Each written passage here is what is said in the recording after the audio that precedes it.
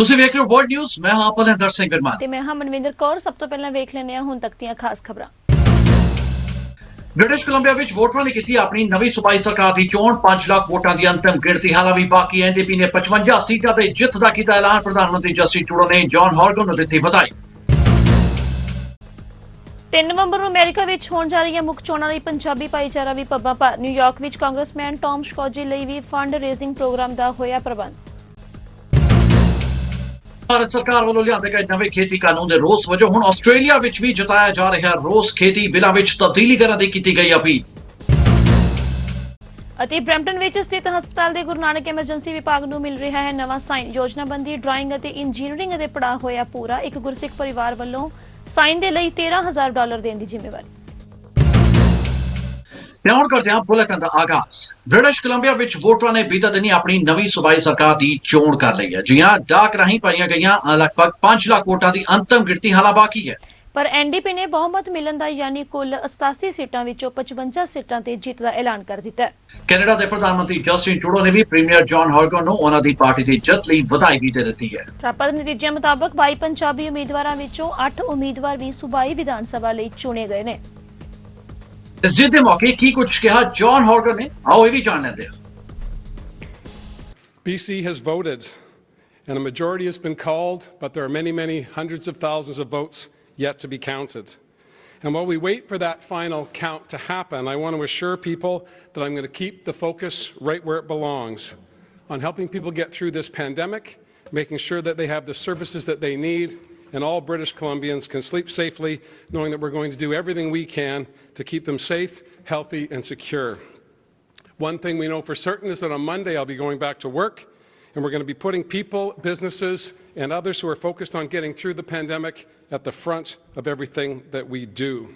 That has been our commitment and it will continue to be our commitment now and going forward for the next 4 years. Canada ਦੇ immigration ਅਧਿਕਾਰੀ ਲੋਕਾਂ ਨੂੰ appeal ਕਰ ਰਹੇ ਨੇ ਕਿ ਕਿਸੇ ਇੱਕ ਸਵਾਲ ਇੱਕ ਤੋਂ ਵੱਧ ਈਮੇਲ ਨਾ ਭੇਜੀ ਜਾਵੇ। ਇੱਕ ਗੱਲ ਦੀ ਲਗਾਤਾਰ ਈਮੇਲਸ ਕਰਨ ਨਾਲ ਜਵਾਬ ਲੇਟ ਹੋ ਸਕਦਾ ਹੈ। ਜੀ ਹਾਂ, ਤੇ ਫਿਰ ਕੋਈ ਵੀ ਜਵਾਬ ਨਹੀਂ ਵੀ ਦਿੱਤਾ ਜਾ ਸਕਦਾ। ਜੀ ਹਾਂ, ਇਮੀਗ੍ਰੇਸ਼ਨ ਅਧਿਕਾਰੀਆਂ ਮੁਤਾਬਕ ਇੱਕ ਈਮੇਲ ਹੀ ਹਮੇਸ਼ਾ ਭੇਜੀ ਜਾਣੀ ਚਾਹੀਦੀ ਹੈ ਅਤੇ ਫਿਰ ਹਰ ਈਮੇਲ ਦਾ ਜਵਾਬ ਆਉਣ ਤੇ ਉਸ ਦਾ ਜਵਾਬ ਜ਼ਰੂਰ ਦਿੱਤਾ ਜਾਂਦਾ ਹੈ। ਭਾਰਤ ਵਿੱਚ ਅੰਬੈਸੀ ਨੂੰ ਪਾਸਪੋਰਟ ਭੇਜਣ ਦੀ ਪ੍ਰਕਿਰਿਆ ਲਈ ਅਗਲੇ ਹਫ਼ਤੇ ਨਵੀਆਂ ਹਦਾਇਤਾਂ ਮਿਲਣ ਦੀ ਸੰਭਾਵਨਾ ਜ਼ਰੂਰ ਜਤਾਈ ਜਾ ਰਹੀ ਹੈ।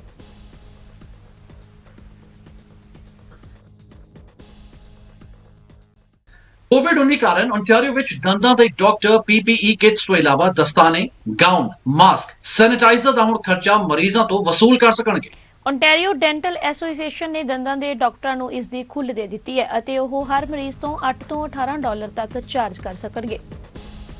ਗੌਰਤਲਬ ਹੈ ਕਿ ਕੈਨੇਡਾ ਵਿੱਚ ਕਈ ਹੋਰ ਕਾਰੋਬਾਰੀ ਸੈਕਟਰ ਪਹਿਲਾਂ ਹੀ ਆਪਣੇ ਗਾਹਕਾਂ ਤੋਂ ਪੀਪੀਈ ਕਿਟਸ ਦੀ ਵੱਖਰੀ ਫੀਸ ਲਗਾਤਾਰ ਚਾਰਜ ਕਰਦੇ ਦਿਖਾਈ ਦੇ ਰਹੇ ਨੇ।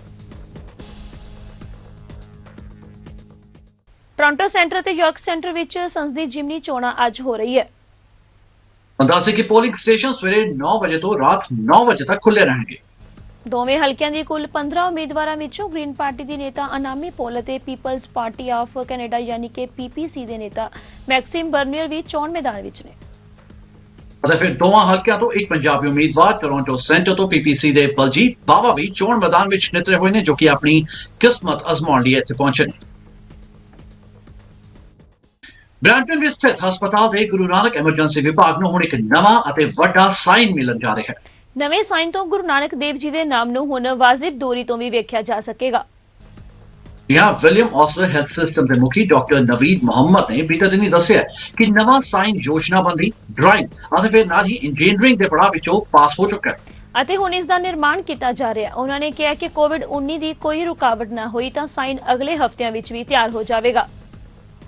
ਅਗਲੇ ਮਹੀਨੇ ਸ਼੍ਰੀ ਗੁਰੂ ਨਾਨਕ ਦੇਵ ਜੀ ਦੇ ਪ੍ਰਕਾਸ਼ ਦਿਹਾੜੇ ਤੋਂ ਪਹਿਲਾਂ ਇਸ ਸਾਈਨ ਬੋਰਡ ਨੂੰ ਸਥਾਪਿਤ ਕਰਨ ਦੀਆਂ ਕੋਸ਼ਿਸ਼ਾਂ ਪੂਰੀਆਂ ਕਰਨ ਦੇ ਯਤਨ ਵੀ ਸ਼ੁਰੂ ਕੀਤੇ ਜਾ ਚੁੱਕੇ ਨੇ। ਗੌਰਤਲਬ ਹੈ ਕਿ ਬਰੈਂਪਟਨ ਦੇ ਰਹਿਣ ਵਾਲੇ ਇੱਕ ਗੁਰਸਿੱਖ ਕਾਰੋਬਾਰੀ ਵੱਲੋਂ ਹੀ ਸਾਈਨ ਬੋਰਡ ਦੀ ਸਾਰੀ ਲਾਗਤ $13,000 ਦੇਣ ਦੀ ਜ਼ਿੰਮੇਵਾਰੀ ਲਈ ਹੋਈ ਹੈ।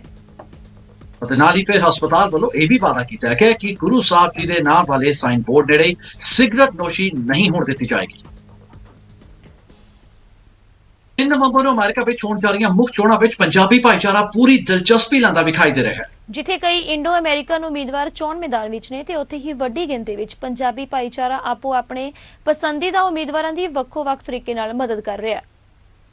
ਅਤੇ ਫਿਰ ਇਸ ਲੜੀ ਵਿੱਚ ਦੀਪਕ ਬੰਸਲ ਵੱਲੋਂ ਆਪਣੇ ਸਾਥੀਆਂ ਤੇ ਫਿਰ ਸਹਿਯੋਗੀਆਂ ਨਾਲ ਮਿਲ ਕੇ ਕਾਂਗਰਸਮੈਨ ਟੌਮ ਸਕੋਜ਼ੀ ਲਈ ਫੰਡ ਰੇਜ਼ਿੰਗ ਪ੍ਰੋਗਰਾਮ ਦਾ ਪ੍ਰਬੰਧ ਕੀਤਾ ਗਿਆ, ਜਿਸ ਵਿੱਚ ਵੱਡੀ ਗਿਣਤੀ ਵਿੱਚ ਭਾਈਚਾਰਾ ਦੇ ਲੋਕਾਂ ਨੇ ਹਿੱਸਾ ਲਿਆ।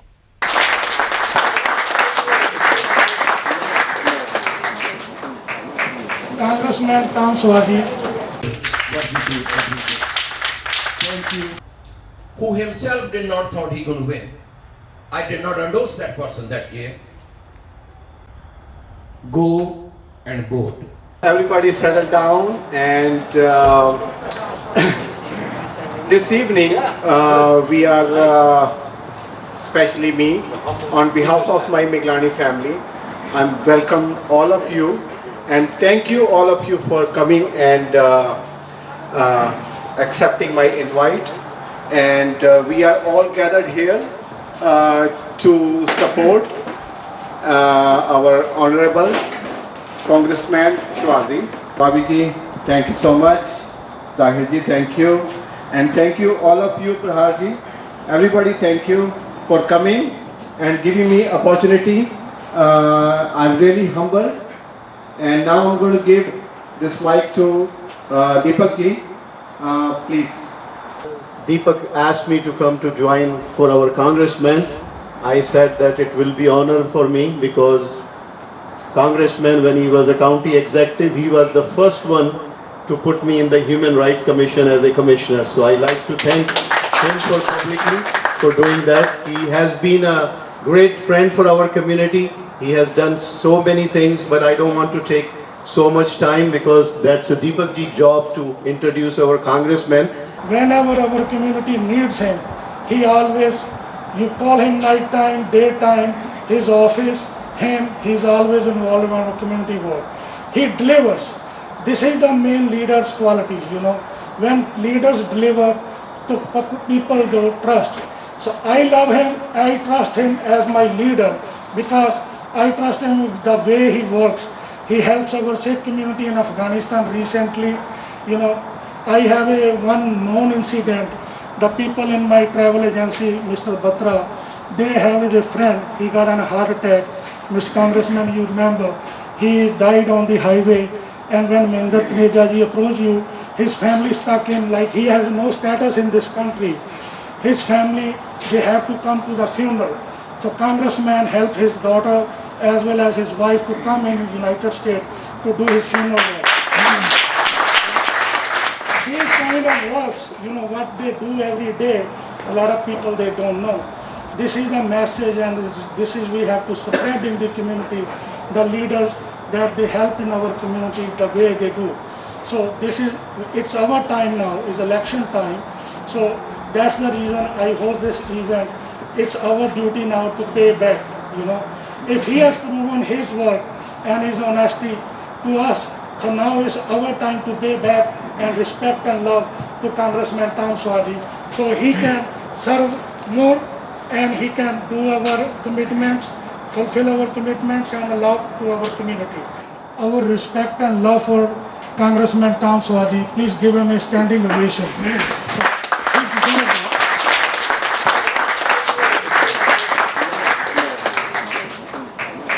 that. Congressman Tom Swaji, I think you deserve a standing ovation from all your friends.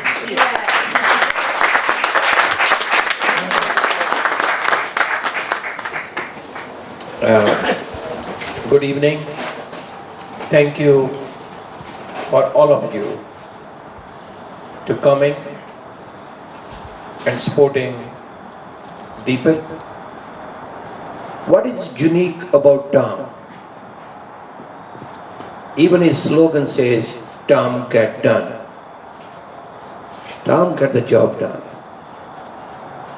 It's not he saying it, he actually do. Tom have no idea what I'm going to say next. He is the best. He picked the best to work with him. Because failure is not a compromise in Tom's books. Carry the message for Tom to this community. Please give a big hand of applause. I want you to know that Tom, Carolina really worked very hard because I personally pretty much speak to her on and off. Whenever I approach to them, so their wallets and their hearts, they always open.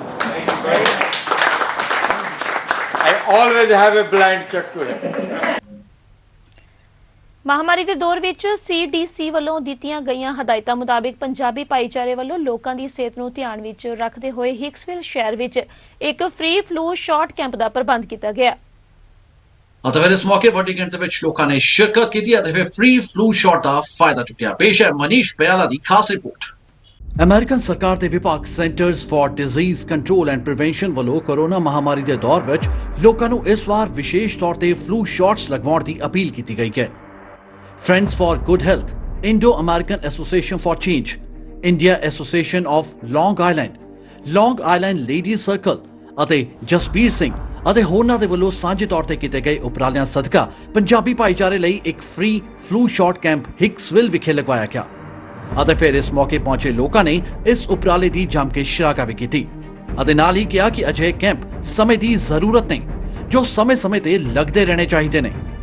ਇਸ camp ਵਿੱਚ free injection ਲਗਾਏ ਗਏ ਅਤੇ ਨਾਲ ਹੀ ਲੋਕਾਂ ਨੂੰ ਆਪਣੀ ਸਿਹਤ ਦਾ ਧਿਆਨ ਰੱਖਣ ਦੀ ਅਪੀਲ ਵੀ ਕੀਤੀ ਗਈ।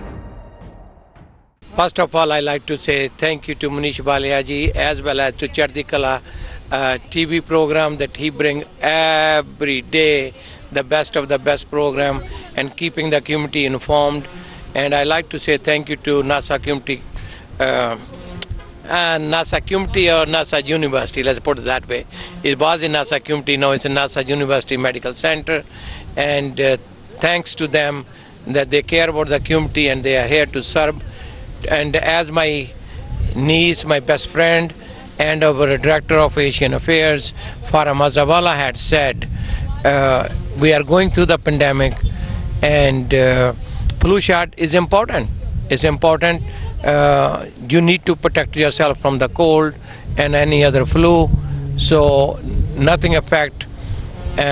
Having a flu shot is at least a peace of mind, knowing that you did whatever you can do the preventive care. Again, thank you to NASA University Medical Center. Thank you Manish Balia ji for bringing the program, and thank you to Farah Mazawala. I know she had planned these events for other places also, and I want to say thank you to our county executive keeping these programs available to anybody and for everybody in our community, and it's needed. NASA University last time they give us a mammogram for the breast cancer check.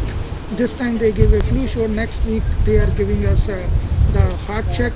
So what will we say about that? NASA University Medical Center is the only, we have 11 hospital out of 11. This is the only publicly, the hospital that help the needy the most. And it's a trauma #1 center. It's a good hospital, the most dedicated doctors and nurses and staff who I'm so proud of it. I'm honored to be there as a board member and serve them. And their goal is one very simple. The mission is to serve the community and do whatever can. And our county executive and all our legislature join for the same region to help all our communities. Thank you. ਸਾਡਾ ਅੱਜ ਦਾ ਇਹ event ਜਿਹੜਾ flu shots ਲਗਾਉਣ ਦਾ ਹੈਗਾ Covid ਕਰਕੇ precautions ਦੇ ਲਈ ਔਰ ਸਰਦੀਆਂ ਦਾ ਸੀਜ਼ਨ ਸ਼ੁਰੂ ਹੋਣ ਲੱਗਾ ਤੇ ਅਸੀਂ ਇਸ ਕਰਕੇ ਫਲੂ ਸ਼ਾਟ ਜਿਹੜਾ ਹੈਗਾ ਸੀਜ਼ਨ ਇਹਨਾਂ ਦਾ ਕੈਂਪ ਲਗਾਇਆ। ਸਾਡੇ ਕਈ ਭਰਾਵਾਂ ਕੋਲੇ ਇੰਸ਼ੋਰੈਂਸ ਨਹੀਂ ਹੈਗੀ ਕਿ ਉਹਨਾਂ ਦੇ ਲਈ ਉਹ ਜੇ ਫਾਰਮੇਸੀ ਵਗੈਰਾ ਜਾਂ ਦੂਸਰੀ ਥਾਵਾਂ ਤੇ ਜਾਂਦੇ ਆ ਤਾਂ ਉਹਨਾਂ ਨੂੰ 40 ਜਾਂ $50 ਫਲੂ ਸ਼ਾਟਸ ਲਈ ਦੇਣੇ ਪੈਂਦੇ ਆ ਤੇ ਸਾਰਿਆਂ ਦੇ ਇਸ ਚੀਜ਼ ਦੇ ਮੱਦੇ ਨਜ਼ਰ ਰੱਖਦੇ ਹੋਏ ਅਸੀਂ ਇਹ ਫ੍ਰੀ ਕੈਂਪ ਲਗਾਇਆ ਫਲੂ ਸ਼ਾਟ ਦਾ ਤਾਂ ਕਿ ਉਹ ਹਰ ਚੀਜ਼ ਦਾ ਫਾਇਦਾ ਚੱਕ ਸਕਣ।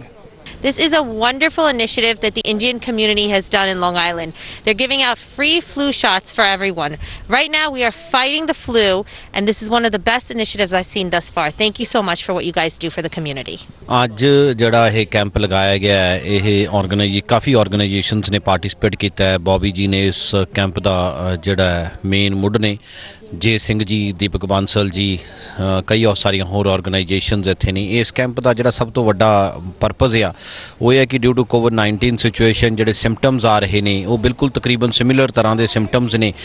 ਸੋ ਸਾਨੂੰ ਸਾਰਿਆਂ ਨੂੰ ਇਸ ਤਰੀਕੇ ਨਾਲ ਸੋਚਣਾ ਚਾਹੀਦਾ ਹੈ ਕਿ ਆਈ ਅੰਡਰਸਟੈਂਡ ਕਿ ਕਈ ਲੋਕਾਂ ਨੇ ਅੱਜ ਤੱਕ ਕਦੇ ਫਲੂ ਸ਼ਾਟ ਲਗਵਾਇਆ ਹੀ ਨਹੀਂ, ਪਰ ਇਹ ਫਲੂ ਸ਼ਾਟ ਇਸ ਵਾਸਤੇ ਵੀ ਲਗਵਾਉਣਾ ਜ਼ਰੂਰੀ ਹੈ ਤਾਂ ਕਿ ਜਿਹੜੇ ਤੁਹਾਨੂੰ ਸਿੰਪਟਮਸ ਹੋਣੇ ਨੇ ਉਹ ਕੋਵਿਡ-19 ਦੇ ਜਾਂ ਇਹਦੇ ਸਿੰਪਟਮਸ ਤਕਰੀਬਨ ਸੇਮ ਨੇ। ਇਸ ਕਰਕੇ ਬਚਣ ਵਾਸਤੇ ਕਿ ਸਾਨੂੰ ਕੋਵਿਡ-19 ਹੋਇਆ ਹੈ ਜਾਂ ਸਾਨੂੰ ਸਿਰਫ ਫਲੂ ਹੈ, ਇੱਕ ਵੈਕਸੀਨ ਲਗਵਾ ਲਓ। ਇਸ ਵੈਕਸੀਨ ਨੂੰ ਲਗਵਾਉਣ ਤੋਂ ਬਾਅਦ ਤੁਸੀਂ ਘੱਟੋ ਘੱਟ ਫਲੂ ਤੋਂ ਬਚੋਗੇ ਤੇ ਤਾਂ ਕਿ ਤੁਹਾਨੂੰ ਸਿੰਪਟਮਸ ਨਹੀਂ ਹੋਣਗੇ, ਤੁਸੀਂ ਕਿਸੇ ਹੋਰ ਸ਼ੰਕਾ ਦਾ ਹਿੱਸਾ ਨਹੀਂ ਹੋਵੋਗੇ। ਅਸੀਂ ਸਾਰੀ ਕਮਿਊਨਿਟੀ ਨੂੰ ਰਿਕੁਐਸਟ ਕਰਦੇ ਹਾਂ, please get the shot done. Thank you. Stay home, stay safe. Thank you. ਅੱਜ ਅਸੀਂ ਇੱਥੇ ਫ੍ਰੀ ਫਲੂ ਸ਼ਾਟ ਦੇ ਰਹੇ ਹੈਗੇ। ਉਹ ਇਸ ਲਈ ਕਿਉਂਕਿ ਤੁਹਾਨੂੰ ਸਭ ਨੂੰ ਪਤਾ ਹੀ ਹੈ ਕਿ ਜਿਹੜਾ ਵਾਇਰਸ ਚੱਲ ਰਿਹਾ ਹੈਗਾ ਉਹਦੇ ਨਾਲ ਇਹ ਵੀ ਬਹੁਤ ਜ਼ਰੂਰੀ ਹੈ ਕਿ ਅਗਰ ਅਸੀਂ ਫਲੂ ਸ਼ਾਟ ਲਈਏ ਤੇ ਉਹਦੇ ਨਾਲ ਥੋੜਾ ਸਾਡਾ ਡਿਫੈਂਸ ਹੋ ਜਾਏਗਾ ਉਹਦੇ ਨਾਲ। ਔਰ ਅਸੀਂ ਇਹ ਜਿਹੜਾ ਫ੍ਰੀ ਸ਼ਾਟਸ ਦੇ ਰਹੇ ਹਾਂ ਆਪਣੀ ਕਮਿਊਨਿਟੀ ਸਰਵਿਸ ਲਈ ਕਰ ਰਹੇ ਹਾਂ। ਔਰ ਜਿੰਨੀ ਵੀ ਸਾਡੀ ਕਮਿਊਨਿਟੀ ਹੈ ਅਸੀਂ ਸਾਰਿਆਂ ਨੂੰ ਕਹਿ ਰਹੇ ਹਾਂ ਕਿ ਅਗਰ ਜਿਨ੍ਹਾਂ ਨੂੰ ਵੀ ਅਗਰ ਸ਼ਾਟ ਨਹੀਂ ਲਗਾਏ ਉਹ ਪਲੀਜ਼ ਆਓ। Thank you. ਮੇਰੇ ਨਾਲ ਇਸ ਵੇਲੇ ਹੈਗੇ ਨੇ ਸਰਦਾਰ ਜਸਵੀਰ ਸਿੰਘ ਜੀ। ਜਸਵੀਰ ਸਿੰਘ ਜੀ ਜਿਹੜੇ ਨੇ ਹਮ ਹਿੰਦੁਸਤਾਨੀ ਅਖਬਾਰ ਦੇ ਐਡੀਟਰ ਪਬਲਿਸ਼ਰ ਹੈਗੇ ਨੇ ਅਤੇ ਨਾਲ ਹੀ ਨਾਲ ਅੱਜ ਖਾਸ ਤੌਰ ਤੇ ਇੱਕ ਵੱਡਾ ਇਵੈਂਟ ਜਿਹੜਾ ਹੈ ਉਹ ਹਿਕਸਵਿਲ ਦੇ ਵਿੱਚ ਕੀਤਾ ਜਾ ਰਿਹਾ। ਤੁਹਾਨੂੰ ਪਤਾ ਕਿ ਅਸੀਂ ਪੈਂਡੈਮਿਕ ਦੇ ਵਿੱਚੋਂ ਨਿਕਲ ਰਹੇ ਹਾਂ ਤਾਂ ਪੈਂਡੈਮਿਕ ਦੇ ਵਿੱਚ ਬਹੁਤ ਸਾਰੀ ਲੋੜ ਹੁੰਦੀ ਹੈ ਆਪਣੀ ਸਿਹਤ ਦਾ ਧਿਆਨ ਰੱਖਣ ਦੀ, ਤੇ ਅੱਜ ਇਹਨਾਂ ਦੇ ਵੱਲੋਂ ਇੱਕ ਯਤਨ ਕੀਤਾ ਗਿਆ ਕਿ ਅਸੀਂ ਫ੍ਰੀ ਫਲੂ ਸ਼ਾਟ ਜਿਹੜੇ ਉਹ ਦਿੱਤੇ ਜਾਣ ਜਿਹੜੇ ਕਿ ਤੁਹਾਡੇ ਇਮਿਊਨ ਸਿਸਟਮ ਨੂੰ, ਤੁਹਾਡੀ ਬਾਡੀ ਨੂੰ ਜਿਹੜਾ ਪ੍ਰੋਟੈਕਟ ਕਰਦੇ ਨੇ ਤਾਂ ਜੋ ਉਹ ਵੱਖ-ਵੱਖ ਤਰੀਕੇ ਦੇ ਜਿਹੜੇ ਵਾਇਰਸ ਆ ਉਹਨਾਂ ਨਾਲ ਲੜ ਸਕੇ। ਜਸਵੀਰ ਸਿੰਘ ਜੀ ਬਹੁਤ ਬਹੁਤ ਧੰਨਵਾਦ ਤੁਹਾਡਾ ਚੜ੍ਹਦੀ ਕਲਾ ਵਾਸਤੇ ਟਾਈਮ ਕੱਢਣ ਵਾਸਤੇ। ਥੈਂਕ ਯੂ ਮਨੀਸ਼ ਜੀ, ਥੈਂਕ ਯੂ ਵੈਰੀ ਮੱਚ। ਤੁਸੀਂ ਤਕਲੀਫ ਕੀਤੀ ਹੈ ਆਉਣ ਦੀ ਤੇ ਕਵਰ ਕਰਨ ਦੀ। ਅਸੀਂ ਹਮੇਸ਼ਾ ਚੜ੍ਹਦੀ ਕਲਾ ਦੇ ਸ਼ੁਕਰਗੁਜ਼ਾਰ ਹੁੰਦੇ ਹਾਂ ਕਿ ਤੁਸੀਂ ਸਾਡੇ ਹਰ ਇਵੈਂਟ ਕਵਰ ਕਰਦੇ ਹੋ। ਜਸਵੀਰ ਸਿੰਘ ਜੀ, ਜਿਸ ਤਰੀਕੇ ਨਾਲ ਵੇਖ ਰਹੇ ਹਾਂ ਕਿ ਆਪਾਂ ਬਾਰ-ਬਾਰ ਲੋਕਾਂ ਨੂੰ ਜਿਹੜਾ ਹੋਕਾ ਦੇ ਕੇ ਸੱਦ ਰਹੇ ਹਾਂ ਕਿ ਤੁਸੀਂ ਆਓ ਫਲੂ ਸ਼ਾਟ ਲਓ ਅਤੇ ਆਪਣੇ ਆਪ ਨੂੰ ਪ੍ਰੋਟੈਕਟ ਕਰੋ, ਇਹ ਤੁਹਾਨੂੰ ਕੀ ਲੱਗਦਾ ਕਿੰਨਾ ਕੁ ਜ਼ਰੂਰੀ ਹੈਗਾ ਅੱਜ ਦੀ ਤਰੀਕ 'ਚ? ਦੇਖੋ ਜੀ, CDC ਤੇ WHO ਦੋਨੋਂ ਕਹਿੰਦੇ ਨੇ ਕਿ ਇਸ ਸੀਜ਼ਨ ਵਿੱਚ ਜਿੰਨੇ ਕਦੇ ਅੱਗੇ ਫਲੂ ਸ਼ਾਟ ਲਵਾਇਆ ਹੋਏ ਜਾਂ ਨਾ ਲਵਾਇਆ ਹੋਏ, ਲੇਕਿਨ ਇਸ ਸੀਜ਼ਨ ਵਿੱਚ ਫਲੂ ਸ਼ਾਟ ਬਹੁਤ ਜ਼ਰੂਰੀ ਹੈ ਕਿਉਂਕਿ ਪੈਂਡੈਮਿਕ ਦੀ ਵਜ੍ਹਾ ਨਾਲ ਤੁਸੀਂ ਆਪਣੇ ਆਪ ਨੂੰ ਪ੍ਰੋਟੈਕਟ ਕਰ ਸਕਦੇ ਹੋ ਜਾਂ ਤੁਸੀਂ ਆਪਣੇ ਡਿਫਰੈਂਸ਼ੀਏਟ ਕਰ ਸਕਦੇ ਹੋ ਜਸਟ ਇਨ ਕੇਸ ਜੇ ਤਬੀਅਤ ਖਰਾਬ ਹੁੰਦੀ ਹੈ। ਤੇ ਸਾਨੂੰ ਨਿਊ ਹੈਲਥ ਤੇ ਨਿਊਮੈਕ ਵੱਲੋਂ NUMC ਵੱਲੋਂ ਇਹ ਕੈਂਪ ਉਹਨਾਂ ਨੇ ਫ੍ਰੀ ਫਲੂ ਸ਼ਾਟਸ ਦਿੱਤੇ ਨੇ ਸਾਡੀ ਕਮਿਊਨਿਟੀ ਵਾਸਤੇ ਤੇ ਅਸੀਂ ਉਹਨਾਂ ਦੇ ਬਹੁਤ ਸ਼ੁਕਰਗੁਜ਼ਾਰ ਹਾਂ। ਤੇ ਕੁਝ ਐਸੋਸੀਏਸ਼ਨ ਸਾਡੇ ਨਾਲ ਨੇ, ਜੇ ਤੁਸੀਂ ਇਜਾਜ਼ਤ ਦਿਓ ਤੇ ਮੈਂ ਉਹਨਾਂ ਦੇ ਨਾਲ ਲੈ ਲਾਂ।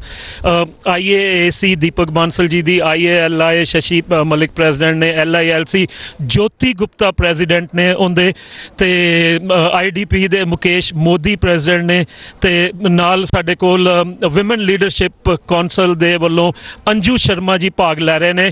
ਤੇ ਇਨੀਸ਼ੀਏਟ ਕੀਤਾ ਸੀਗਾ ਭਾਵਨਾ ਸ਼ਰਮਾ ਨੇ ਇਸ ਪ੍ਰੋਗਰਾਮ ਵਾਸਤੇ, ਤੇ ਅਸੀਂ ਸ਼ੁਕਰਗੁਜ਼ਾਰ ਹਾਂ ਫਰਾ ਮੋਜ਼ਾਵਾਲਾ ਜਿਨ੍ਹਾਂ ਦੇ ਕੋਲ ਨਾਸੋ ਕਾਉਂਟੀ ਦੀ ਲੀਡਰਸ਼ਿਪ ਹੈ, ਤੇ ਨਾਲ ਬੌਬੀ ਕੁਮਾਰ ਕਲੋਟੀ ਜੋ ਬੋਰਡ ਦੇ ਮੈਂਬਰ NUMC ਹੈਗੇ ਨੇ। ਇਹਨਾਂ ਸਭ ਦੇ ਉਪਰਾਲੇ ਨਾਲ ਅੱਜ ਅਸੀਂ ਇੱਥੇ ਫ੍ਰੀ ਕਲੀਨਿਕ ਤੇ ਫ੍ਰੀ ਕੈਂਪ ਫਲੂ ਸ਼ਾਟਸ ਵਾਸਤੇ ਲਾਇਆ ਤੇ ਇਟਸ ਗੋਇੰਗ ਵੈਰੀ ਸਕਸੈਸਫੁਲ। ਬਿਲਕੁਲ। ਜੈ ਸਿੰਘ ਜੀ, ਇੱਕ ਚੀਜ਼ ਹੋਰ ਪੁੱਛਣਾ ਚਾਹਾਂਗਾ, ਜਿਸ ਤਰੀਕੇ ਨਾਲ ਸਾਰੀਆਂ ਸੰਸਥਾਵਾਂ ਰਲ ਕੇ ਕੰਮ ਕਰ ਰਹੀਆਂ ਨੇ, ਤੁਹਾਨੂੰ ਕੀ ਲੱਗ ਰਿਹਾ ਕਿ ਇਹਦੇ ਨਾਲ ਇੱਕ ਵੱਡੀ ਚੇਂਜ ਆ ਰਹੀ ਹੈ ਆਉਣ ਵਾਲੇ ਸਮੇਂ 'ਚ? ਦੇਖੋ ਜੀ, ਯੂਨਿਟੀ ਜਿਹੜੀ ਹੁੰਦੀ ਹੈ ਉਹ ਆਲਵੇਜ਼ ਚੰਗੀ ਹੁੰਦੀ ਹੈ। ਜੇ ਅਸੀਂ ਅੱਜ ਤੁਸੀਂ ਦੇਖ ਰਹੇ ਹੋ ਸਾਰੇ ਆਰਗੇਨਾਈਜੇਸ਼ਨਸ ਇੱਥੇ ਮਿਲ ਕੇ ਕੰਮ ਕਰ ਰਹੀਆਂ ਤੇ ਇੱਦਾਂ ਹੀ ਹੋਣਾ ਚਾਹੀਦਾ ਹੈ, ਤੇ ਅੱਜ ਇੱਦਾਂ ਹੀ ਹੋ ਰਿਹਾ ਹੈ। ਥੈਂਕ ਯੂ ਸੋ ਮਚ ਜੀ। ਸੋ ਮੈਂ ਮਨੀਸ਼ ਪਿਆਲਾ ਖਾਸ ਤੌਰ ਤੇ ਹਿਕਸਵਿਲ ਤੋਂ ਇਹ ਨਿਊਜ਼ ਲੈ ਕੇ ਹਾਜ਼ਰ ਹੈ। ਧੰਨਵਾਦ। ਨਿਊਯਾਰਕ ਤੋਂ ਚੜ੍ਹਦੀ ਕਲਾ ਟਾਈਮ TV ਨਾਰਥ ਅਮਰੀਕਾ ਲਈ ਮਨੀਸ਼ ਪਿਆਲਾ ਦੀ ਰਿਪੋਰਟ। ਭਾਰਤ ਸਰਕਾਰ ਵੱਲੋਂ ਲਿਆਂਦੇ ਗਏ ਨਵੇਂ ਖੇਤੀ ਕਾਨੂੰਨ ਦੇ ਰੋਸ ਵਜੋਂ ਅਤੇ ਭਾਰਤੀ ਕਿਸਾਨਾਂ ਦੇ ਚੱਲ ਰਹੇ ਨਵੇਂ ਖੇਤੀ ਕਾਨੂੰਨਾਂ ਦੇ ਖਿਲਾਫ ਅੰਦੋਲਨ ਨੂੰ ਮੱਦੇਨਜ਼ਰ ਰੱਖਦੇ ਹੋਏ ਵੈਸਟਰਨ ਆਸਟ੍ਰੇਲੀਆ ਦੇ ਸ਼ਹਿਰ ਪਰਥ ਵਿੱਚ ਸਿੱਖ ਐਸੋਸੀਏਸ਼ਨ ਆਫ ਵੈਸਟਰਨ ਆਸਟ੍ਰੇਲੀਆ ਵੱਲੋਂ ਇੱਕ ਖਾਸ ਸਭਾ ਦਾ ਪ੍ਰਬੰਧ ਕੀਤਾ ਗਿਆ। ਇਸ ਮੌਕੇ ਵੱਖ-ਵੱਖ ਐਸੋਸੀਏਸ਼ਨ ਦੇ ਬੁਲਾਰਿਆਂ ਨੇ ਬੋਲਦਿਆਂ ਹੋਇਆਂ ਭਾਰਤ ਸਰਕਾਰ ਨੂੰ ਖੇਤੀ ਬਿੱਲ ਵਾਪਸ ਲੈਣ ਜਾਂ ਫਿਰ ਕਿਸਾਨਾਂ ਨਾਲ ਗੱਲਬਾਤ ਕਰਦਿਆਂ ਖੇਤੀ ਬਿੱਲ ਵਿੱਚ ਤਬਦੀਲ ਕਰਨ ਦੀ ਅਪੀਲ ਕੀਤੀ ਗਈ ਹੈ। ਨਾਲ ਹੀ ਇਸ ਮੌਕੇ ਡਾਕਟਰ ਹਰਮੋਹਿੰਦਰ ਸਿੰਘ, ਸਤਿੰਦਰ ਸਿੰਘ ਸਮਰਾ, ਆਸਟ੍ਰੇਲੀਅਨ ਸਿੱਖ ਹੈਰੀਟੇਜ ਐਸੋਸੀਏਸ਼ਨ ਤੋਂ ਤਰੁਣਪ੍ਰੀਤ ਸਿੰਘ ਅਤੇ ਨਾਲ ਹੀ ਸਿੱਖ ਐਸੋਸੀਏਸ਼ਨ ਆਫ ਵੈਸਟਰਨ ਆਸਟ੍ਰੇਲੀਆ ਦੇ ਪ੍ਰਧਾਨ ਦੇਵਰਾਜ ਸਿੰਘ ਨੇ ਵੀ ਸ਼ਿਰਕਤ ਕੀਤੀ। This is not a political forum, no politics.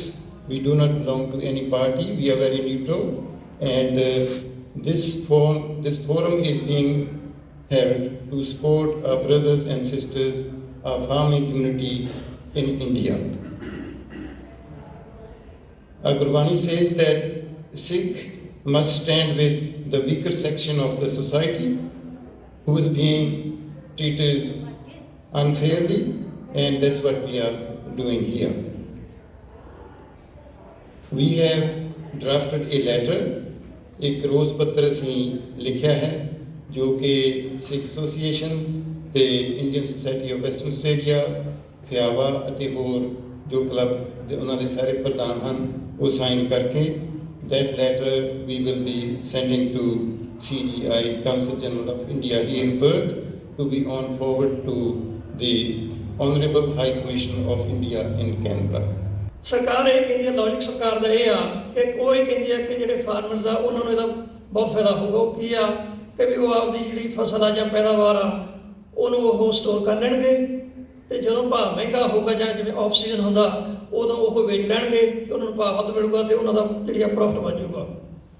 ਪਰ ਸਾਨੂੰ ਪਤਾ, ਕਿਉਂਕਿ ਅਸੀਂ ਪੰਜਾਬ ਤੋਂ ਆਏ ਹਾਂ, ਖੇਤੀ ਪਰਿਵਾਰਾਂ ਦੇ ਵਿੱਚ ਸੰਬੰਧ ਆ ਸਾਡਾ, ਕਿ ਜਦੋਂ ਵੀ ਅਸੀਂ ਤਾਂ ਹਾੜੀ ਸੋਣੀ ਆਈ ਚਲਾਈ ਚੱਲਦੀ ਆ ਤੇ ਜਦੋਂ ਬੰਦਾ ਕੋਈ ਵੀ ਜਿਹੜਾ ਕਿਸਾਨ ਆ, ਚਾਹੇ ਸਮਾਲ ਆ ਚਾਹੇ ਮੀਡੀਅਮ ਆ, ਚਲੋ ਵੱਡੇ ਜਿਹੜੇ ਕਿਸਾਨ ਉਹ ਕਰ ਸਕਦੇ ਸਟੋਰੇਜ, ਪਰ ਜਿਹੜਾ ਸਮਾਲ ਤੋਂ ਮੀਡੀਅਮ ਕਿਸਾਨ ਆ ਉਹਨੂੰ ਹੁੰਦਾ ਵੀ ਜਦੋਂ ਫਸਲ ਵੱਢੀ ਗਈ ਤਾਂ ਮੈਂ ਵੇਚਾਂ ਤਾਂ ਕਿ ਮੈਨੂੰ ਪੈਸੇ ਮਿਲਣ, ਮੈਂ ਆਪਦੇ ਘਰ ਦੇ ਖਰਚੇ ਉਹ ਚਲਾਵਾਂ ਤੇ ਗਾਂ ਵਾਲੀ ਫਸਲ ਦਾ ਪ੍ਰਬੰਧ ਕਰਾਂ। ਹਾਂ, ਇਹਦੇ ਵਿੱਚ ਜਿਹੜਾ ਬੈਨੀਫਿਟ ਹੋਣਾ ਉਹ ਹੈਗਾ ਕੰਪਨੀਆਂ ਨੂੰ, ਜਿਹੜੀਆਂ ਵੱਡੀਆਂ ਕਾਰਪੋਰੇਸ਼ਨਸ ਆ, ਜਿਹੜੀਆਂ ਕੰਪਨੀਆਂ ਜਿਹੜੀਆਂ ਕਿ ਸਰਕਾਰ ਚਾਹੁੰਦੀ ਹੈ ਕਿ ਉਹ ਇਨਵੈਸਟਮੈਂਟ ਕਰਨ, ਕਿਉਂਕਿ ਉਹਨਾਂ ਕੋਲ ਸਟੋਰੇਜ ਕਰਨ ਦੀ ਜਿਹੜੀ ਹੈ ਸਾਈਲੋਜ਼, ਜਿਹੜੀ ਆ ਆਪਣਾ ਕੋਲਡ ਸਟੋਰੇਜ ਜਾਂ ਜਿਹੜੀਆਂ ਹੋਰ ਜਿਹੜੀਆਂ ਸਟੋਰੇਜ ਦੀਆਂ ਫੈਸਿਲਿਟੀਜ਼ ਹੈਗੀਆਂ ਉਹ ਹੋਣਗੀਆਂ ਤੇ ਉਹ ਮਤਲਬ ਉਹਨੂੰ ਸਟੋਰ ਕਰ ਸਕਦੀਆਂ ਤੇ ਜਦੋਂ ਉਹ ਚਾਹਣ ਮਹਿੰਗੇ ਭਾਅ ਦੇ ਉੱਤੇ ਵੇਚ ਸਕਦੀਆਂ। ਇਸ ਕਾਨੂੰਨ ਵਿੱਚ ਜਿਹੜੀ ਪ੍ਰਾਈਵੇਟੇਸ਼ਨ ਦੀ ਗੱਲ ਕੀਤੀ ਆ, ਉਹ ਪ੍ਰਾਈਵੇਟੇਸ਼ਨ ਵਿੱਚ ਇਹ ਆ ਵੀ ਉਹਨਾਂ ਨੂੰ ਪਰਚੇਜ਼, ਸਟੋਰ ਕਰਨ ਤੇ ਡਿਸਟ੍ਰੀਬਿਊਟ ਕਰਨ ਦੀ ਜਦੋਂ ਉਹਨਾਂ ਨੂੰ ਅਥਾਰਟੀ ਆ ਜਾਂਦੀ ਆ, ਉਹਦੇ ਨਾਲ ਇਹ ਆਪਣੇ ਕਾਲੀ ਬਜ਼ਾਰੀ ਜਿਹਨੂੰ ਕਹਿੰਦੇ ਆ, ਜਿੱਦਾਂ ਡਾਕਟਰ ਸਾਹਿਬ ਨੇ ਦੱਸਿਆ ਵੀ ਜੇ ਵੱਡੇ ਜਿਹੜੇ ਵਪਾਰੀ ਆ ਉਹਨਾਂ ਨੂੰ ਸਟੋਰ ਕਰ ਲੈਣਗੇ। ਪਹਿਲਾਂ ਤਾਂ ਇੱਥੇ FCI food corporation of India ਹੁੰਦੀ ਸੀ, ਉਹਨੂੰ ਇਹ ਖਤਮ ਕਰ ਰਹੇ ਆ। ਫੂਡ ਕਾਰਪੋਰੇਸ਼ਨ ਆਫ ਇੰਡੀਆ ਜਿਹੜੀ ਆ ਇਹ ਸੈਂਟਰਲ ਗਵਰਨਮੈਂਟ ਦੀ ਬੋਡੀ ਆ ਤੇ ਇਹ ਸਟੇਟਾਂ ਵਿੱਚੋਂ ਹਾੜੀ ਸੋਨੇ ਨੂੰ ਜੋ ਆਪਣਾ ਮਾਰਕੀਟਸ ਆਪਣਾ ਖਰੀਦਦੇ ਆ, ਫਸਲਾਂ ਖਰੀਦਦੇ ਆ। ਸੋ ਉਹਦੇ ਕਰਕੇ ਜੋ ਅੱਜ ਉੱਥੇ ਮਹਾਂਮਾਰੀ ਦੇ ਆਪਣੇ ਜੋ ਹੈ ਇੱਥੇ ਕਰੋਨਾ ਦੀ ਗੱਲ ਹੋਈ ਆ, ਉਹ ਫੂਡ ਕਾਰਪੋਰੇਸ਼ਨ ਦੇ ਵੱਖਰੇ ਸਟੋਰਾਂ ਚੋਂ ਹਜ਼ਾਰਾਂ ਲੋਕਾਂ ਨੂੰ, ਕਰੋੜਾਂ ਲੋਕਾਂ ਨੂੰ ਉਹਨਾਂ ਦੀ ਭੁੱਖਮਰੀ ਲਈ ਉਹਦੇ ਵਿੱਚੋਂ, ਕਿਉਂਕਿ ਸਰਕਾਰ ਦੇ ਪ੍ਰਬੰਧ ਵਿੱਚ ਸੀਗਾ ਤੇ ਉਹਨਾਂ ਲਈ ਲੋਕਾਂ ਨੂੰ ਭੁੱਖ ਤੋਂ ਬਚਾਇਆ ਗਿਆ, ਕਿਉਂਕਿ ਇਹ ਸਰਕਾਰ ਦੇ। ਸੋ ਇਹ ਗੱਲ ਬਹੁਤ ਇੰਪੋਰਟੈਂਟ ਹੈ ਕਿ ਫੂਡ ਕਾਰਪੋਰੇਸ਼ਨ ਆਫ ਇੰਡੀਆ ਨੂੰ ਜਿਹੜੀ ਇੰਡੀਅਨ ਗਵਰਨਮੈਂਟ ਖਤਮ ਕਰ ਰਹੀ ਆ, ਉਹਦਾ ਆਉਣ ਵਾਲੇ ਸਮੇਂ ਵਿੱਚ ਜਿਹੜਾ ਉਹਦਾ ਬਹੁਤ ਸਾਈਡ ਇਫੈਕਟ ਪਊਗਾ, ਬੈਡ ਇਫੈਕਟ ਪਊਗਾ ਗਰੀਬਾਂ 'ਤੇ, ਖਾਸ ਤੌਰ 'ਤੇ ਜਿਹੜੇ ਉਹਨਾਂ 'ਤੇ ਬੜੀ ਭੁੱਖਮਰੀ ਮਰ ਸਕਦੀ ਆ ਦੇਸ਼ ਵਿੱਚ। ਜਿਹੜੀ ਮਿਨੀਮਮ ਸਪੋਰਟ ਪ੍ਰਾਈਸ ਹੀ ਨਹੀਂ ਮਿਲਦੀ ਕਿਸਾਨਾਂ ਨੂੰ, ਔਰ FCI ਦੀ ਜਿਹੜੀ ਕਪੈਸਿਟੀ ਹੈਗੀ ਹੈ ਉਹ ਹੈਗੀ ਹੈ 40 ਮਿਲੀਅਨ ਟਨਸ, ਲੇਕਿਨ 18-19 ਜੁਲਾਈ 2020 ਦੀ ਜਿਹੜੀ ਰਿਪੋਰਟ ਹੈ ਕਿ ਰਾਈਸ ਐਂਡ ਵੀਟ ਤੇ ਉਹਨਾਂ ਨੇ 74 ਮਿਲੀਅਨ ਟਨਸ ਪ੍ਰੋਕਿਊਰ ਕਰ ਲਈ, ਆਲਮੋਸਟ ਡਬਲ ਪ੍ਰੋਕਿਊਰ ਕਰ ਲਈ, ਰੱਖਣ ਦੀ ਥਾਂ ਨਹੀਂ ਹੈ। ਔਰ ਫਿਰ ਉਹ ਮਿਨੀਮਮ ਸਪੋਰਟ ਪ੍ਰਾਈਸ ਤੋਂ ਘੱਟ ਥੱਲੇ ਉਹ ਸਮਾਨ ਵੇਚਦੀ ਹੈ। ਪਹਿਲੇ ਤੇ ਕਿਸਾਨ ਨੂੰ ਨਹੀਂ ਮਿਲਦਾ ਉਹਦਾ ਮਿਨੀਮਮ ਸਪੋਰਟ ਪ੍ਰਾਈਸ, ਫਿਰ ਜਿਹੜਾ ਉਹਨਾਂ ਦਾ ਪ੍ਰਾਈਸ ਹੈ ਜਦੋਂ FCI ਆਪ ਵੇਚਦੀ ਹੈ ਉਹ ਫਿਰ ਸਟੇਟ ਗਵਰਨਮੈਂਟ ਨੂੰ ਵੇਚਦੀ ਹੈ, ਔਰ ਸਟੇਟ ਗਵਰਨਮੈਂਟ ਨੂੰ ਵੇਚਦੀ ਹੈ ਉਹ ਵੀ ਨਹੀਂ ਚੁੱਕਦੀ, ਫਿਰ ਸਸਤੇ 'ਚ ਵੇਚਦੀ ਹੈ। ਔਰ ਪਿਛਲੇ ਸਾਲ ਕੋਈ ਪ੍ਰਾਈਵੇਟ ਕਾਰਪੋਰੇਟ ਬਲਕ ਨੇ ਉਹ ਪਰਚੇਜ਼ ਨਹੀਂ ਕੀਤੀ। ਅੱਜ ਅਸੀਂ ਇੱਥੇ ਭਾਰਤ ਵਿੱਚ ਚੱਲ ਰਹੇ ਕਿਸਾਨ ਅੰਦੋਲਨ ਦੀ ਹਮਾਇਤ ਵਿੱਚ ਇਕੱਤਰ ਹੋਏ ਹਾਂ। ਕੋਈ ਸ਼ੱਕ ਨਹੀਂ ਕਿ ਸਾਡੇ ਵਿੱਚੋਂ ਬਹੁਤ ਹੀ ਕਿਸਾਨੀ ਪਰਿਵਾਰ ਨਾਲ ਜੁੜੇ ਹੈ ਤੇ ਬਾਕੀ ਦੇ ਵੀ ਕਿਸੇ ਨਾ ਕਿਸੇ ਰੂਪ ਵਿੱਚ ਕਿਸਾਨੀ ਨਾਲ ਸੰਬੰਧਿਤ ਹਨ, ਕਿਉਂਕਿ ਪੰਜਾਬ ਇੱਕ ਜ਼ਰਖੇਜ਼ ਧਰਤੀ ਹੈ ਤੇ ਪੰਜਾਬ ਦਾ ਮੁੱਖ ਪੇਸ਼ਾ ਹੀ ਖੇਤੀਬਾੜੀ ਹੈ। ਸੋ ਪੰਜਾਬ ਨੇ ਹੁਣ ਤੱਕ ਭਾਰਤ ਦੀ ਇਕੋਨਮੀ ਵਿੱਚ ਬਹੁਤ ਹੀ ਵੱਡਾ ਯੋਗਦਾਨ ਪਾਇਆ ਹੈ, ਭਾਰਤ ਦੇ ਅੰਨ ਭੰਡਾਰ ਦੇ ਵਿੱਚ ਬਹੁਤ ਵੱਡਾ ਯੋਗਦਾਨ ਪਾਇਆ ਹੈ। ਸ਼ਾਇਦ ਇਹੀ ਕਾਰਨ ਸੀਗਾ ਕਿ ਸਦੀਆਂ ਤੋਂ ਪੰਜਾਬ ਤੇ ਹਮਲੇ ਹੁੰਦੇ ਹੈ ਤੇ ਪੰਜਾਬ ਲੁੱਟ ਦਾ ਸ਼ਿਕਾਰ ਹੁੰਦਾ ਰਿਹਾ, ਕਿਉਂਕਿ ਲੁੱਟ ਉੱਥੇ ਹੀ ਹੁੰਦੀ ਆ ਜਿੱਥੇ ਕੁਛ ਹੋਵੇ ਤੇ ਲੁੱਟਣ ਵਾਲੇ ਵੱਖ-ਵੱਖ ਰੂਪਾਂ ਵਿੱਚ ਆਉਂਦੇ ਰਹੇ, ਕਿਤੇ ਧਾੜਵੀ ਬਣ ਕੇ, ਹਮਲਾਵਰ ਬਣ ਕੇ ਤੇ ਕਿਤੇ ਕੰਪਨੀਆਂ ਦੇ ਰੂਪ ਵਿੱਚ। ਜੇਕਰ ਅਸੀਂ ਆਪਣੇ ਇਤਿਹਾਸ ਵੱਲ ਝਾਤ ਮਾਰੀਏ ਤਾਂ ਸਾਨੂੰ ਇੱਕ ਅੰਦੋਲਨ ਦੀ ਯਾਦ ਆਉਂਦੀ ਹੈ। ਉਸ ਅੰਦੋਲਨ ਦਾ ਨਾਮ ਸੀ ਪਗੜੀ ਸੰਭਾਲ ਜੱਟਾ ਲਹਿਰ। ਜਦੋਂ ਆਪਣੀ ਕਿਸਾਨੀ ਇੱਕ ਸੀਮਾਂਤ ਕਿਸਾਨ ਜਿਹਨੂੰ ਸਾਡੇ UPL ਕਹਿੰਦੇ ਆ ਵੀ ਛੋਟੇ ਲੈਵਲ ਤੇ ਆ ਗਈ, ਉਦੋਂ ਉਹਨੂੰ ਇਹ ਸੁਪਨੇ ਦਿਖਾਉਣੇ ਕਿ ਤੂੰ ਆਪਦਾ ਮਾਲ ਇੱਥੋਂ ਦਿੱਲੀ ਲਿਜਾ ਕੇ ਵੇਚ ਲਾ ਜਾਂ ਇੱਥੋਂ ਤੂੰ ਲਿਜਾ ਕੇ ਕਿਤੇ ਹੋਰ ਵੇਚ ਲਾ। ਜਿੱਥੇ ਆਪਾਂ ਬਿਹਾਰ ਦੀ ਗੱਲ ਕਰਦੇ ਸੀ ਤਾਂ ਜਿਵੇਂ ਬਿੱਲ ਪਾਸ ਹੋਇਆ ਬਿਹਾਰ ਤੋਂ ਪਟਨਾ ਤੋਂ ਦਾਨਾਪੁਰ ਤੋਂ ਇੱਕ ਟ੍ਰੇਨ ਚਲਾਤੀ ਕਿ ਤੁਸੀਂ ਆਪਦੇ ਜਿਹੜਾ ਪ੍ਰੋਡਕਸ਼ਨ ਆ ਬੰਬੇ ਲੈ ਜਾਓ। ਹੁਣ ਜਿਹੜਾ ਬੰਦਾ ਕਿਸਾਨੀ ਕਰਦਾ ਹੈ ਆਪਾਂ ਪ੍ਰੈਕਟੀਕਲੀ ਇਸ ਚੀਜ਼ ਨੂੰ ਵੇਖੀਏ ਕਿ ਕੀ ਇਹ ਪੋਸੀਬਲ ਹੈਗਾ ਕਿ ਤੁਸੀਂ ਇੱਕ ਉੱਥੋਂ ਸਮਾਨ ਲੱਦ ਕੇ ਔਰ ਬੰਬੇ ਲਿਜਾ ਕੇ ਵੇਚ ਲਓ ਜਾਂ ਦਿੱਲੀ ਵੇਚ ਲਓ। ਕਹਿਣ ਦੇ ਵਿੱਚ ਸੁਣਨ 'ਚ ਸਭ ਚੀਜ਼ਾਂ ਬਹੁਤ ਵਧੀਆ ਲੱਗਦੀਆਂ। ਪੰਜਾਬ ਜਿਵੇਂ ਆਪਾਂ ਸਾਰੇ ਇੱਥੋਂ ਬਿਲੋਂਗ ਕਰਦੇ ਹਾਂ, ਵਿਦ ਦਾ ਟਾਈਮ ਜਿਹੜੇ ਫਾਰਮਰਸ ਛੋਟੇ ਹੁੰਦੇ ਰਹੇ, 2 ਕਿੱਲੇ 4 ਕਿੱਲੇ 5 ਕਿੱਲੇ, ਮਾਝਾ, ਅੰਮ੍ਰਿਤਸਰ ਡਿਸਟ੍ਰਿਕਟ, ਗੁਰਦਾਸਪੁਰ, ਹੁਸ਼ਿਆਰਪੁਰ, ਜਲੰਧਰ, ਇੱਥੇ ਫਾਰਮਰਸ ਬਹੁਤ ਛੋਟੇ ਆ। ਮਾਲਵੇ ਥੋੜ੍ਹੇ ਜ਼ਮੀਨ ਹੋਲਡਿੰਗ ਜ਼ਿਆਦਾ ਆ। ਉਹ ਫਾਰਮਰ ਜਦੋਂ ਫਸਲ ਬੀਜਦਾ ਵਾ ਉਹ ਓਨੇ ਚਿਰ ਵਾਸਤੇ ਰਹਿੰਦੇ ਆ ਕਿ ਆਹ ਕਣਕ ਵੇਚੀ, ਕਣਕ ਦੇ ਇੰਨੇ ਪੈਸੇ ਆ ਜਾਣੇ, ਆਹ ਝੋਨਾ ਵੇਚਿਆ, ਝੋਨੇ ਦੇ ਇੰਨੇ ਪੈਸੇ ਆ ਜਾਣੇ ਆ। ਔਰ ਇੱਕ ਲਿਮਿਟ ਬਣੀ ਆ ਕਿ ਕਿੱਲੇ ਤੋਂ 20 ਕੁਇੰਟਲ ਕਣਕ ਨਿਕਲਣੀ ਜਾਂ 22 ਕੁਇੰਟਲ ਕਣਕ ਨਿਕਲਣੀ ਆ। ਮਿਨੀਮਮ ਸਪੋਰਟ ਪ੍ਰਾਈਸ ਮਿਲਦੀ ਆਸ ਹੁੰਦੀ ਸੀ ਕਿ ਸਾਨੂੰ 1500 ਰੁਪਏ ਨੂੰ ਕੁਇੰਟਲ ਵਿਕਣੀ ਆ, ਤਾਂ ਸਾਡੀ ਐਸਟੀਮੇਟਡ ਇਨਕਮ ਇੰਨੀ ਹੋ ਜਾਂਦੀ ਆ। ਸਾਡੇ ਸੈਲਰੀ ਵਾਂਗੂ ਨਹੀਂ ਚਲੋ ਇੱਥੇ ਕੰਮ ਕਰਦੇ ਹਾਂ, ਹਫ਼ਤੇ ਬਾਅਦ ਪੈਸੇ ਮਿਲ ਜਾਂਦੇ ਆ, ਇੰਡੀਆ ਮਹੀਨੇ ਬਾਅਦ ਮਿਲਦੇ ਸੀ, ਕਿਸਾਨ ਨੂੰ 6 ਮਹੀਨੇ ਬਾਅਦ ਮਿਲਣੇ ਆ। ਤਾਂ ਫਿਰ ਵੀ ਉਹ ਉਸ ਹਿਸਾਬ ਨਾਲ ਚੱਲਦਾ ਸੀ ਤੇ ਆੜਤੀਏ ਤੋਂ ਆਪਣਾ ਲੈ ਕੇ ਤੇ ਦੇ ਯੂਜ਼ ਟੂ ਯੂਜ਼ ਇਟ। ਇਹ ਸਿਸਟਮ ਆ ਜਾਊਗਾ which is wrong। ਕਿਸਾਨ ਕਿਸੇ ਵੀ ਤਰ੍ਹਾਂ ਉਹਨਾਂ ਕਾਰਪੋਰੇਟ ਸੈਕਟਰ ਦੇ ਨਾਲ ਨਹੀਂ ਕੰਪੀਟ ਕਰ ਸਕਦੇ।